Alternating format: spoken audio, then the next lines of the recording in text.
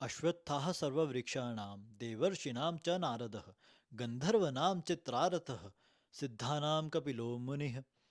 यह श्री कृष्ण भगवान जी ने श्रीमद् भगवद गीता में कहा है। यानी सभी वृक्षों में मैं पीपल का पेड़ हूँ, देव ऋषियों में मैं नारद मुनि हूँ, गंधर्वों में मैं चित्रार्थ हूँ और सिद्धों में मैं कपिल मुनि हूँ।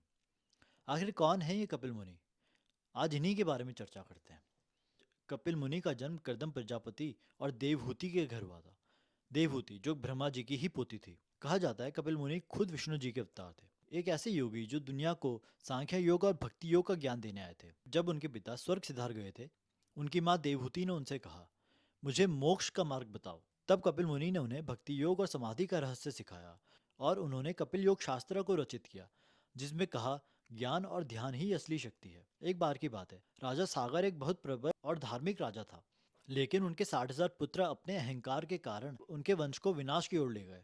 उन्होंने अश्वमेध यज्ञ करके अपनी राज्य शक्ति और मर्यादा स्थापित करनी चाहिए। जब राजा ने अपना घोड़ा छोड़ा, इंद्रदेव ने उसे चुरा लिया और पाताल लोक में छिपा दिया। राजा सागर के 60,000 पुत्र घोड़े ढूंढने निकले। उनके अहंकार और शोर से देवता, गंधर्व और नाग भी परेशान थे। तब ब्रह्मा जी ने कहा, ये सब विष्णु जी के ही अवतार हैं। कपिल मुनि की दृष्टि से इनकी शुद्धि होगी। अंत में जब वो पाताल लोक तक पहुंचे, उन्होंने देखा कपिल मुनि तपस्या में लीन बैठे हैं और यज्ञ का घोड़ा उनके पास चल रहा है। लेकिन उनके 60,000 पुत्र ने अपना घमंड नहीं छोड़ा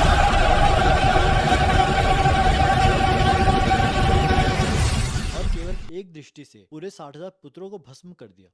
ये उनके पापों का कार्मिक न्याय था। बाद में राजा सागर के वंशज भगीरथ ने कठोर तपस्या करके माँ गंगा को धरती पे उतारा ताकि उनके आत्माओं का उद्धार हो सके। कपिल मुनि ने दुनिया को सिखाया, अहंकार और मोह का विनाश जरूरी है और ज्ञान और ध्यान ही असली शक्ति है। इसलिए भगवान श्री कृष्ण कहते हैं, सिद्धों में मैं कपिल मुनि हूँ।